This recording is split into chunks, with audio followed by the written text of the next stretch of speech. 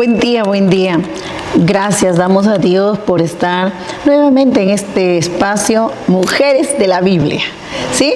Mujeres de la Biblia, hay mucho que aprender, sus aciertos, y podemos evitar sus desaciertos, ya que estamos en este siglo XXI. Nosotras las mujeres, en todas las edades que podamos tener, tenemos que, como dice la palabra de Dios, acertar. ¿Por qué? Porque tenemos luz divina. Sí, la luz divina, las Sagradas Escrituras, ¿ve? Y con la luz divina no podemos estar en errores. Bueno, hay pequeños desaciertos, sí. Somos humanos, sí. Pero no podemos continuar por años en esos desaciertos. Bueno, Dios me los bendiga. Quiero decirles que también ustedes pueden encontrarnos en las redes sociales, ver en el comentario, en la página web que nos lleva a la radio, a Radio La Luz y a Radio Cadena. Milagro de Dios, que podamos estar saliendo por las 2 emisoras, ¿ve? Entonces la mayorcita es Radio La Luz y la segunda es Radio Cadena. Bueno, ahora le decimos la nueva cadena. Sí, la nueva cadena, ¿verdad? Que tenemos que cada uno de nosotros renovarnos en, como dice, renovados en el espíritu de vuestra mente. Dios manda que nos renovemos. Bueno, le saluda a su amiga y hermana, la pastora Pilar Cueto. Sí, en este día estoy con ustedes con el tema las mujeres en torno a la Torre de Babel. Sí, encontramos en Génesis en el capítulo 11. Y también vamos a ver qué aciertos cometieron y qué desaciertos. Entonces, si nosotros buscamos este tema en las Sagradas Escrituras, encontramos en este capítulo 11 de Génesis que las mujeres realmente, específicamente o explícitamente, no están mencionadas en este capítulo. Sin embargo, es posible una reflexión bíblica sobre el papel que ellas habrían desempeñado dentro de la familia, que participaron en la construcción de Babel, ¿no? Una tremenda torre.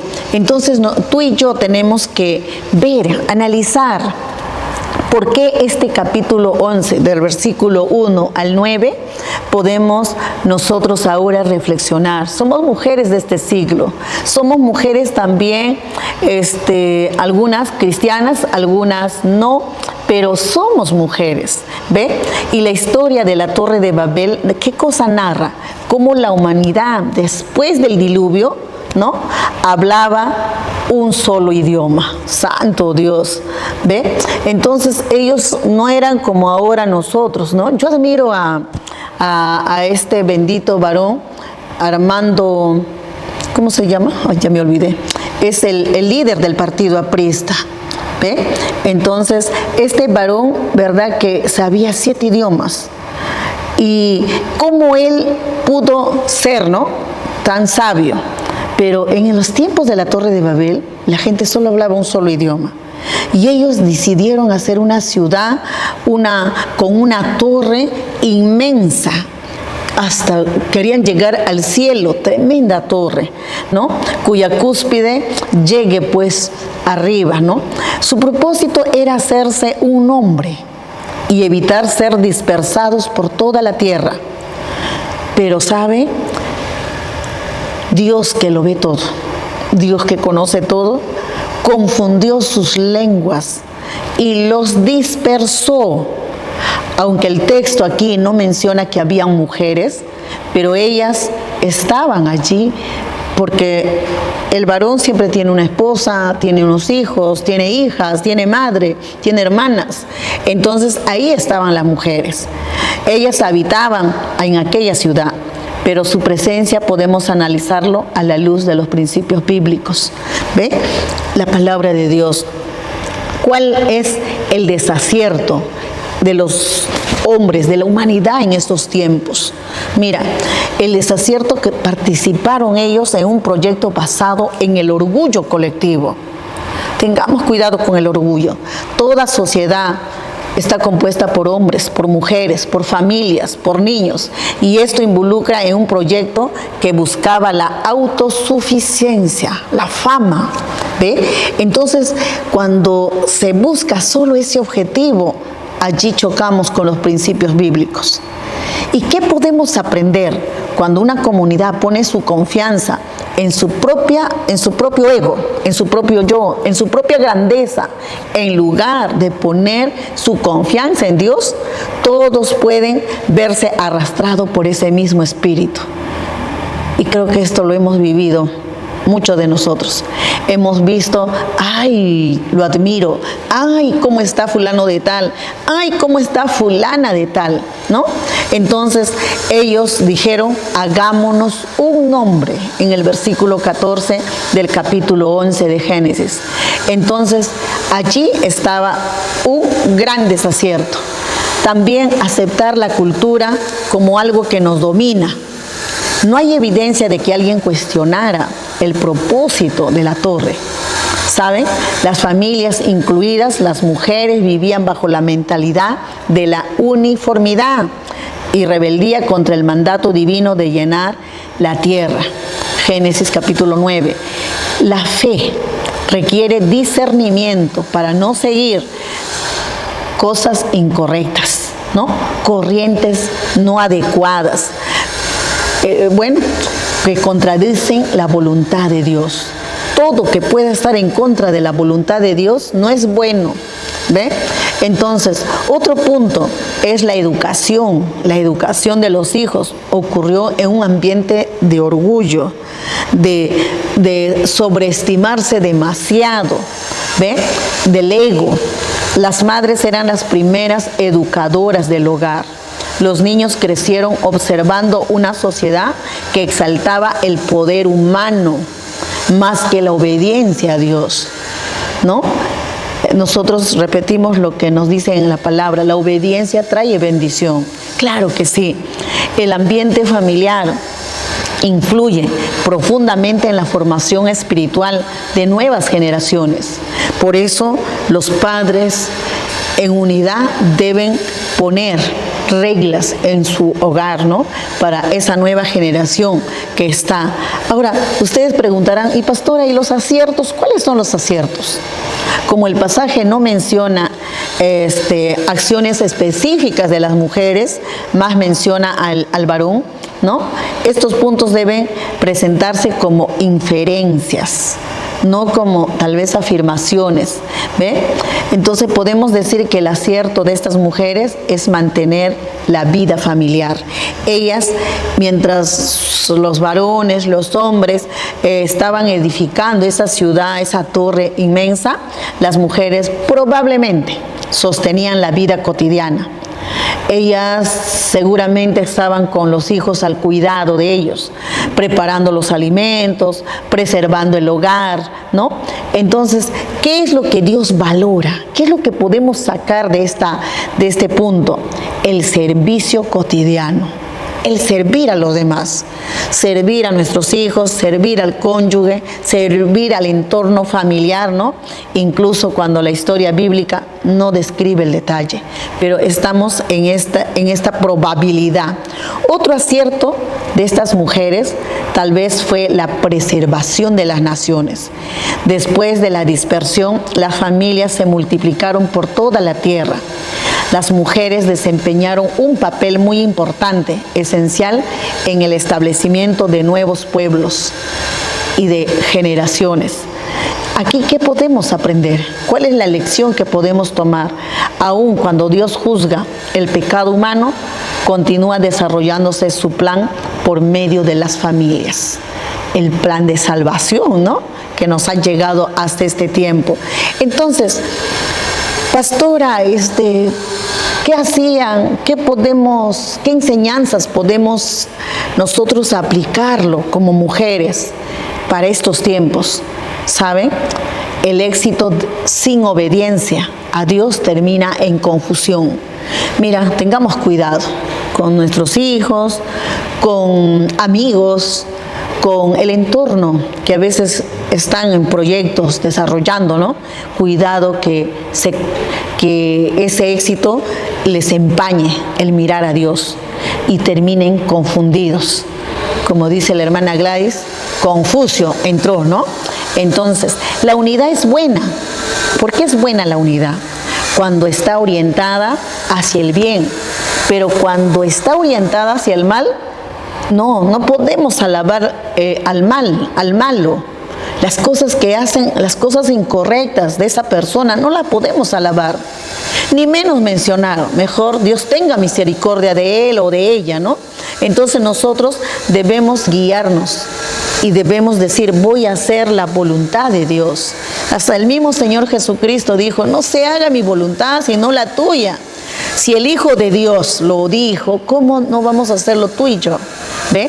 Entonces, la familia debe enseñar la humildad antes que la ambición.